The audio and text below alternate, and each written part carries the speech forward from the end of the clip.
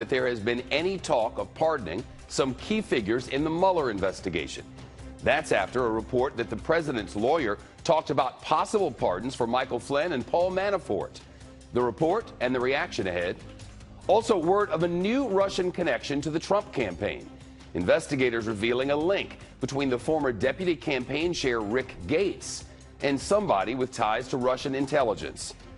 Plus, Chinese officials say the North Korean leader Kim Jong-un is willing to give up his nukes, at least under a couple of conditions. Now President Trump says he looks forward to meeting with the North Korean dictator. High-stakes diplomacy. Let's get to it. Now, Shepard Smith reporting live from the Fox News deck. And first from the Fox News deck this afternoon, the White House is denying a report that President Trump's lawyer floated the idea of pardoning two men caught in special counsel Robert Mueller's investigation. The New York Times is reporting in this afternoon's editions that the attorney John Dowd suggested pardons for President Trump's former campaign chairman Paul Manafort and the fired National Security Advisor Michael Flynn. Has he considered, is he considering, would he consider pardoning Paul Manafort, Michael Flynn, or Rick Gates? As I said, an on-record statement from the president's attorney here at the White House on these matters has said there's no discussion or consideration of this. The question from John Decker of Fox News Radio. Flynn started cooperating with the Russia investigation and pleaded guilty to lying. Manafort currently faces fraud charges. And Peter Ducey has the rest of Fox Top Story live in Washington. Peter? Shep, the White House lawyer who reportedly talked to attorneys for Michael Flynn and Paul Manafort about pardons is John Dowd, the John Dowd who resigned from that position last week. And the word this afternoon from Ty Cobb, a White House lawyer still working with the president, is this, quote, "I've only been asked about pardons by the press and have routinely responded on the record that no pardons are under discussion or under consideration at the White House." Sarah Sanders, meanwhile, says that if the president wanted to pardon someone, he could, but she's not sure that that's ever been considered for Flynn or Manafort. The president has the authority to pardon individuals, but you're asking me about a specific case in which it hasn't been discussed, so I would not have brought that up with him. So Flynn pled guilty to lying, and right now his friends and family are trying to raise money for his legal bills, and Manafort is still fighting in courts in Washington and in Virginia, Shep. You're trying to get the case against him dropped in both of those courts, right? Right, and just yesterday he tried to argue to a judge in Virginia that the special counsel's office is only supposed to be investigating impropriety with the Trump campaign and things that are directly connected to it. So the Manafort argument is, since the financial crimes he's being charged with date back a decade, he doesn't think that they should be something the special counsel can come after him for. So far, no word from the judge. Peter, there is word that a former Trump campaign official was communicating with a former Russian spy before the presidential election and knew the person had ties to Russian intelligence. That's according to court documents from the special counsel's investigation. New documents, just got them today. The official is Rick Gates. He is President Trump's former deputy campaign chairman. Last month, Rick Gates agreed to cooperate with the special counsel Robert Mueller. Gates pleaded guilty to financial fraud and lying to investigators. Peter Ducey again with the rest of the story. Peter? And Shep, we don't know a ton about this Russian spy, just that the special counsel's office has connected this person to the GRU, which is the Kremlin's main intelligence apparatus. Beyond that, this Russian spy is only referred to in these documents as Person A, and the government is alleging that a Dutch lawyer who's about to be sentenced for lying to the special counsel, Alex van der Zwaan, heard about the spy known as Person A from Rick Gates. We know this because there's a 7-page long sentencing memorandum that was just filed in federal court where this line is contained. It says, Federal Bureau of Investigation special agents assisting the special counsel's office assess that Person A has ties to a Russian intelligence service and had such ties in 2016. During his first interview with the special counsel's office, van der Zwaan admitted that he knew of that connection, stating that Gates told him Person A was a former Russian intelligence officer with the GRU. Van der Zwaan, who connected these dots between a spy and Rick Gates, pled guilty to lying to the special counsel's office, and now he's waiting for his punishment. Shep. Peter Ducey in Washington. Thank you, Peter. Turn to Jeff Mason now, White House correspondent for Reuters. He was convicted of lying. Yeah, and the sort of interesting part of these reports today is that it goes to the question of collusion. President Trump has said over and over again that this investigation is a witch hunt, that there was no collusion. But if the special prosecutor is drawing ties between somebody who was his deputy campaign manager at the time and had connections with someone in the Russian intelligence agency, then that's something that at least we know that the special prosecutor is looking at that and is looking at those ties. We can't draw conclusions far beyond that, but it goes to the principle, or it goes to the theme of collusion, which is what this investigation is all about. On the matter of the discussion of pardons, which clearly the White House is denying, the report stands. It's a 5-reporter byline, including Maggie Haberman and others from the New York Times, and they have come back and said that we stand by our reporting, that there was discussion at least of the pardon. In the main, Empire viewers understand why discussion of a pardon regarding those 2 particular men would be something that would be questioned.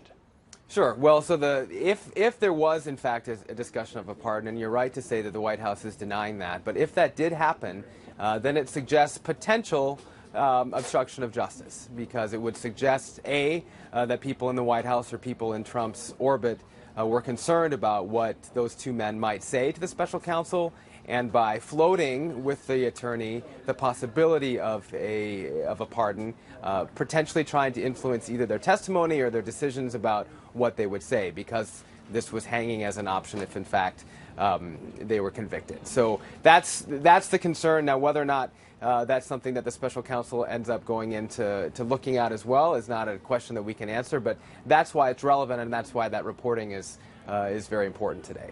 You know, the president's lawyer, Jay Sekulow, and we hear the president behind the scenes, is kind of riled up over this.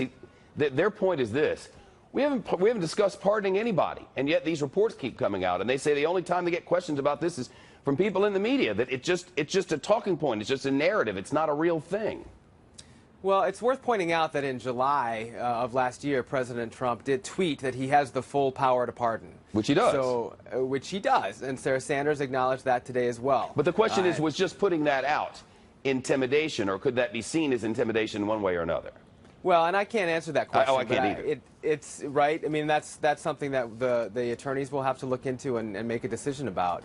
But the fact that the president weighed in last summer about his ability and his power to pardon, that came in the context of the Russia investigation. So, you know, a person could draw conclusions about why he tweeted or why he brought it up then. A lot of personnel changes in the building behind you over the last few weeks. Is there a noticeable difference in the way the place runs? And if it is, could you lift the veil and tell our viewers about it?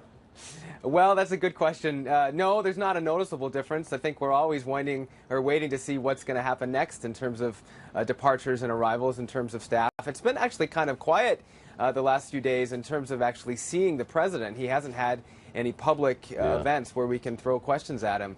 But yeah, it's never a dull in terms of staff movements, and you know there might be more coming in the next weeks or months beyond. We know that there's some consideration about the VA secretary.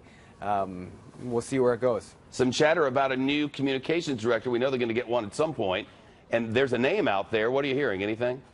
Well, Hope Hicks is leaving. And we know that she had announced her departure several weeks ago. One of the names that I had heard is somebody who currently works for the president, Mercy Schlapp. Whether or not she ends up getting the job, I'm not sure, but that's one of the names that I've heard floated around. Jeff Mason from Reuters, out in the yard. Great to see you. Thank you. Great to see you, Shep. There's been a report that President Trump is looking to go after, and that's a quote, Amazon. The company's stock plunged on that report. It cost investors, at least on paper, tens of billions of dollars this morning alone. The White House is now responding about this whole go after Amazon thing.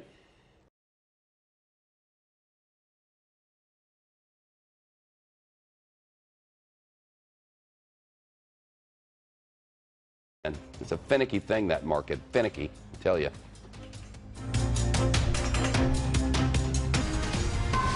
Amazon shares tumbled in today's session after a report that President Trump wants to go after the company through antitrust or tax laws. Really doesn't like it, according to all of those who have been reporting from inside the White House. This news wiped out some $50 billion in shareholders' money at one point on paper, though it's gained some ground back. Last I checked, John, last I saw it was down 4.5%. We'll check on it. 4.9% now. And minutes ago, the press secretary, Sarah Sanders, told reporters the president is not planning anything specific. Look, the president has said many times before he's always looking to create a level playing field for all businesses, and this is no different. And he's going to always look at different ways, but there aren't any specific policies on the table at this time. Still, that report clearly rattling investors. Jerry Willis from the Fox Business Network is here. This sounds to me like I remember back when Walmart started to spread into small towns across America, and it came to our little town where I grew up in Mississippi, and all of a sudden our friends' stores started really getting impacted. Good family friends, you know. One of them owned a dime store. One of them owned at grocery stores and pharmacies. You name it. Now it's happening again, and according to reports from inside the White House, the president does not like it.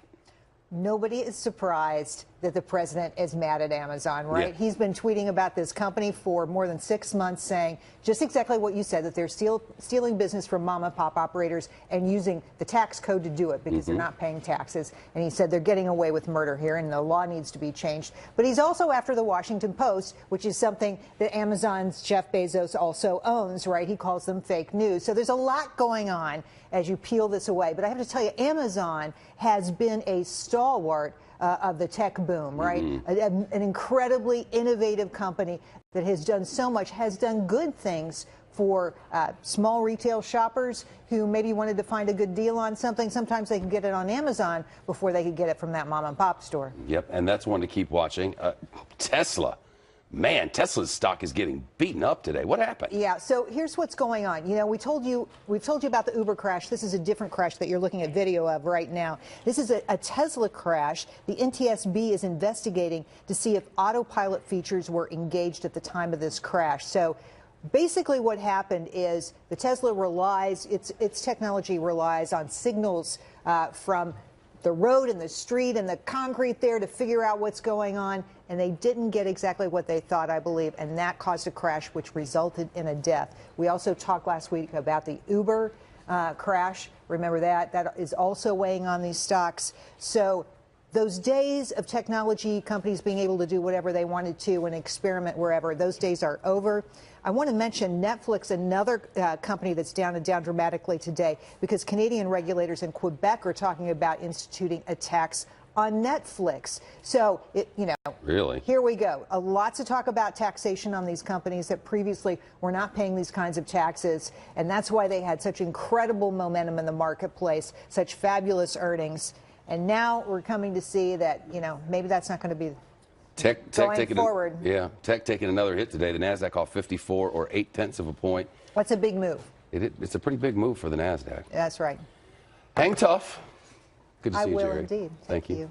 Kim Jong-un is reportedly telling China's president that he's willing to give up his nukes under certain conditions. There's also word something's going on at one of North Korea's nuclear sites. This is new information today, and the White House just weighed in on President Trump's possible meeting with a North Korean dictator. Lots of news on this front, and it's next.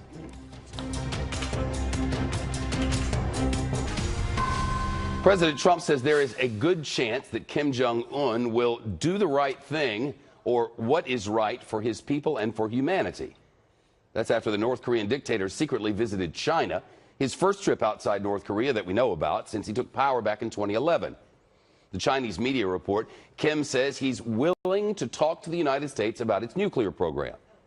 President Trump tweeted this morning, received message last night from Xi Jinping of China that his meeting with Kim Jong-un went very well and that Kim looks forward to his meeting with me. In the meantime, and unfortunately, maximum sanctions and pressure must be maintained at all costs. No sitting American president has ever met with a North Korean leader. We're also getting word of increased activity and a possible new reactor at one of the regime's nuclear sites. With that development, let's go to Rich Edson, who's live at the State Department. Rich? Hey, good afternoon, Shep. And this is Kim Jong-un's first meeting with a foreign leader that we know about since he took control of North Korea back in 2011. China is North Korea's most significant ally, and it also wants North Korea to halt its missile and weapons testing. China wants stability in this region, and so far, Kim Jong-un has provided anything but that. Administration officials say they've watched these developments from China, and they are realistic about what they might be able to accomplish. Certainly, we're going to be cautiously optimistic, but we feel like things are moving in the right direction, and that the meeting yesterday was a good indication that the maximum pressure campaign has been working. North and South Korea are scheduled to hold high-level meetings tomorrow in the DMZ, and then next month it's Kim Jong-un and South Korea's President Moon Jae-in who are scheduled to meet. And that's a few weeks before what the White House is working with on a timeline of a potential meeting with President Trump, though it is unclear where they'll meet, when they'll meet, and exactly if they will meet. All this is ongoing when satellite imaging is now showing, Shep, that North Korea is rushing work on its Pyongyang nuclear complex, or Yongbyon Nuclear Research Center. Analysts say it appears that North Korea brought a reactor online there, and that there is a possibility, a potential that reactor could be used to make weapons-grade nuclear material. So when the United States and North Korea, if they do ever get into negotiations about this, the United States wants North Korea to get rid of the missiles, get rid of the weapons, but also any possibility it would have in the future for making those weapons. And here's North Korea moving along, putting online something that may in the future create a more nuclear weapon ship. We heard this morning, Rich, of a new trade deal, one between the United States and South Korea. What do you know for details? Yeah, the North Korea or South Korea and the United States have reached a trade deal. Again, this is an update of the existing trade agreement. The White House says this is an example of President Trump reaching a bilateral agreement between one country and another to improve a trade agreement that's a good benefit for American workers in the U.S. economy. Critics say there are only some tweaks to this thing. When you look at what it actually does, a lot of it has to do with the autos sector. So now the United States may export into South Korea 50,000 automobiles a year that comply with U.S. safety standards. The previous number was 25,000. There are also curbs on the amount of steel that the U.S. can import in from South Korea. Other measures on currency on that ship, too.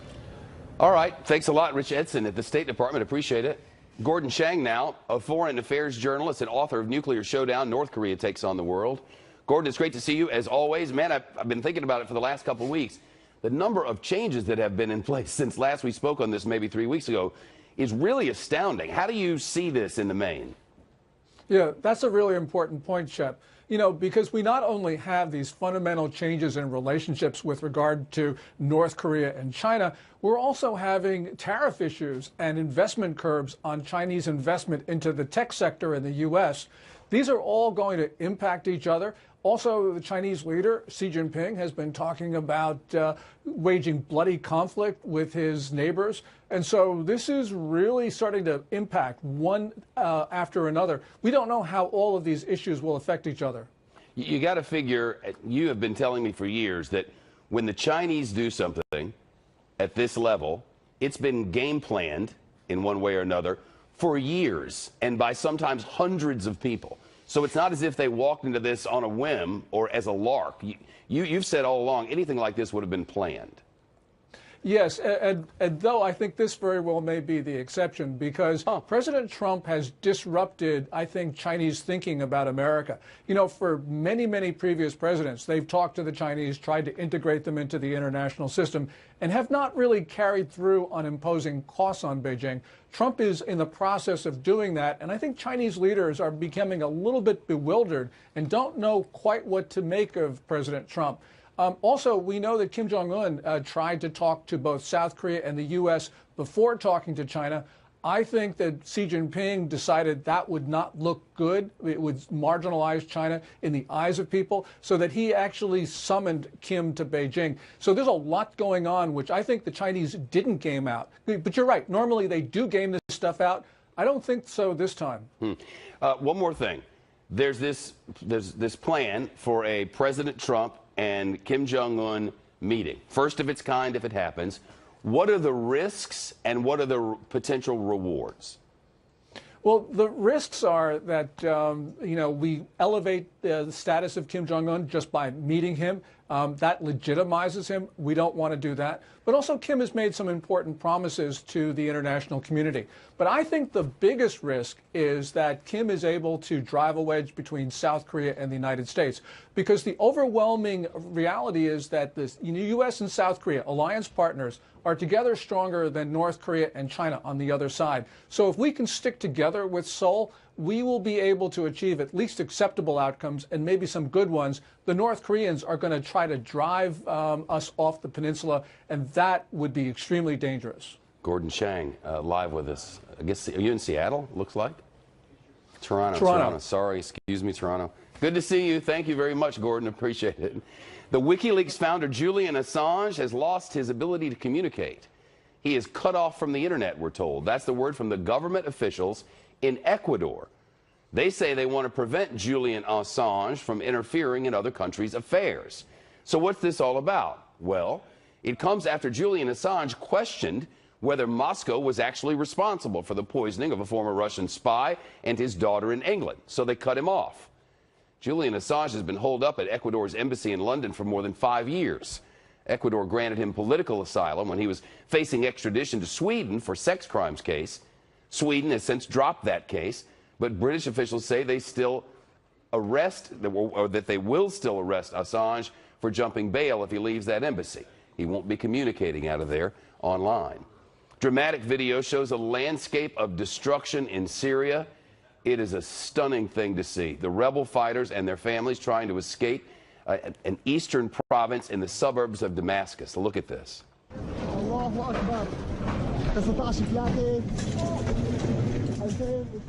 This video from Reuters shows a cloud of dust after an explosion last week. United Nations officials say some 70,000 civilians could still be trapped in that area. And then the video that is so incredible to look at. This is drone video from a major city not far from there. This drone video shows entire neighborhoods, in some cases completely empty and like shells in this community, with huge piles of rubble lining the streets. The deadly fighting continued even after the UN Security Council passed a ceasefire resolution so that workers could deliver humanitarian aid. And to me, the most interesting thing of all of this is this city that's largely reduced to ruins now is believed to be the largest existing inhabited city and the longest existing inhabited city in all the world. A sitting U.S. president has not testified under oath since Bill Clinton in 1998 during the Monica Lewinsky scandal. Now, a lawyer for the adult film star Stormy Daniels is looking to get President Trump to do the same thing, to testify, filing a motion now to question both the president and his personal attorney about the payoff to the porn star. So what would it take for President Trump to testify? Plus, the widow of the Orlando nightclub shooter on trial, and there's word her husband's intended target, initial target, was not the Pulse nightclub. Not at all. The original target was at Disney World. And that's coming. Bottom of the hour, top of the news now. The adult film star who claims she had sex with President Trump is now pushing for the president and his personal lawyer to testify.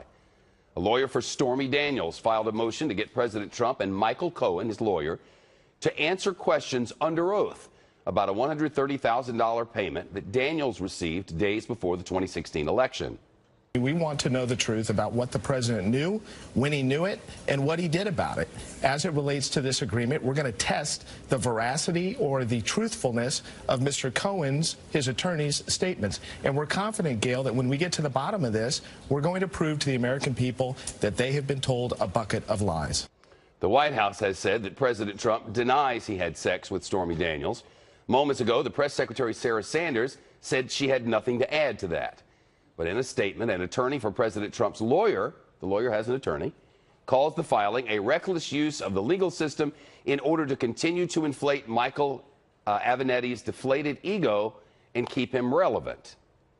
If it happens, President Trump would be the first sitting president to testify since President Bill Clinton had to do so, answering questions about Paula Jones some 20 years ago. Let's turn to Troy Slayton now, criminal defense attorney and a former prosecutor. He also gives lectures on constitutional law and is live with us on the West Coast. Good to see you. Thank you. Thanks for having me, Shep. You know, so many people, supporters of the president, obviously, are saying, I don't care what he did all these years ago. And also, shut up about it. You know, just leave it alone. And the lawyer Avenatti says what this is about is trying to influence an election with $130,000. Those are the two sides. How do you see this? It's a simple matter of contract law. And the Supreme Court, in very recent precedents, has showed a favor towards arbitration agreements. So this is what they're arguing about. There's a provision in this non-disclosure agreement that says that if we're going to fight about it, if we're going to go to court, well, you can't. We got to arbitrate it. And that's what the president's lawyers and Mr. Cohen's lawyers are arguing, that this doesn't belong in federal court. This belongs in arbitration. Michael Avenatti and Stormy Daniels are arguing that the whole contract should fail because it's void by being against public policy, that it didn't have a lawful purpose. It was meant to influence the election, and therefore it should be an issue for a jury. It should go to trial on the issue of whether or not it's valid, and therefore if it's going to trial, we get to have depositions.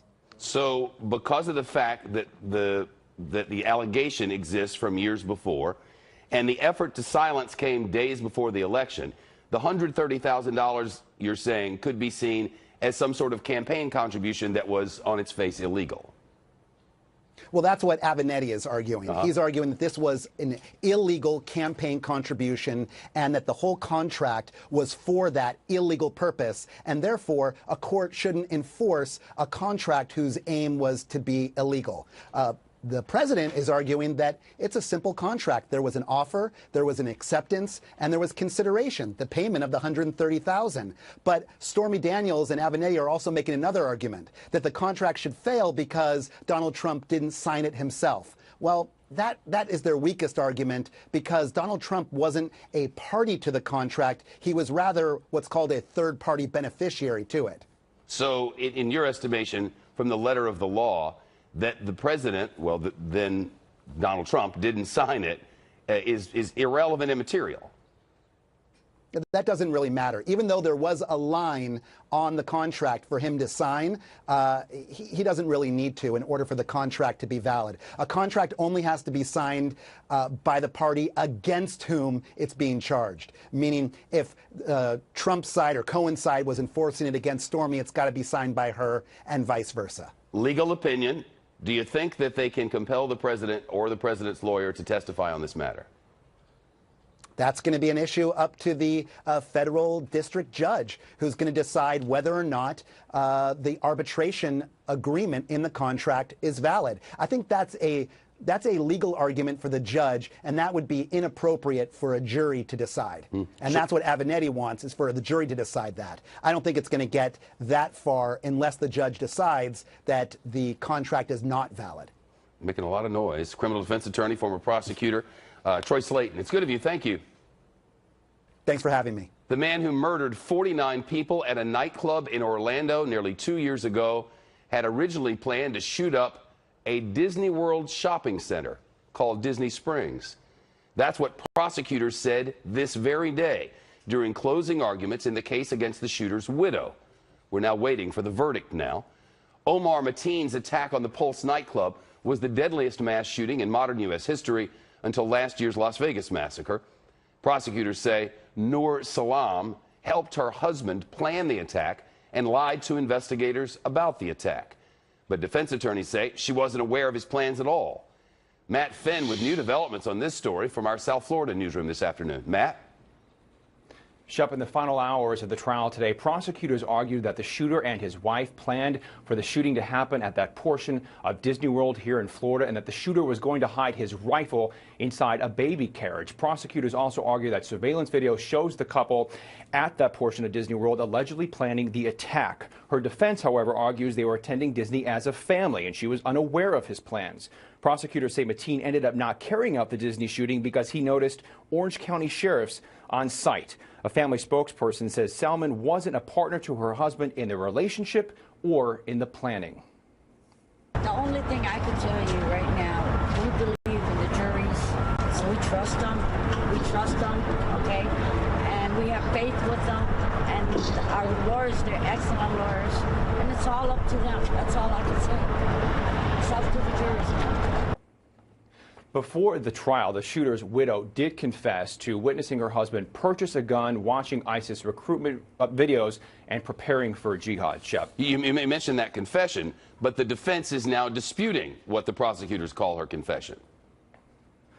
That's right. They say she was coerced during interrogation. The defense's final witness was an expert who testified that Noor Salman doesn't have the mental capacity to understand her confession. And in that confession, she also wrote that she drove around to other possible targets here in Florida, including the Pulse nightclub. However, a forensic expert testified that neither Noor Salman's phone nor her deceased husband's phone ever pinged at the Pulse Club before the night of the shooting. The widow also wrote that her husband would make statements like where the next attack would make a big splash and how bad it would be if a club got attacked. She wrote she wishes she would have told someone, but was too afraid. And Shep, we just learned a short while ago the jury just reconvened to ask the judge a question, so we will keep you updated as we are on verdict watch. Indeed, Shep. Matt, thanks. We don't know, for our viewers, we don't know yet what that question was or whether the court was able to answer that question, but when all that information comes together, we'll get it to you.